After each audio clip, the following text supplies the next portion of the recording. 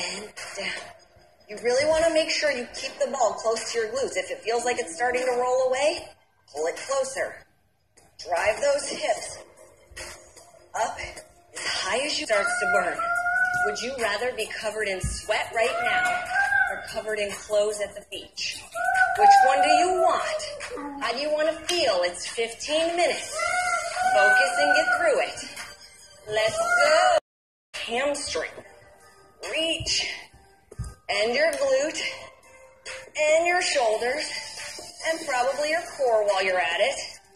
Keep squeezing. Now, here's the thing. We can't juggle. If you're modifying, Tiffany's doing it. She's just doing it on the floor. She's letting that leg hover. If you have to tap it, you can. Try to keep it off the ground. That's where the challenge comes from.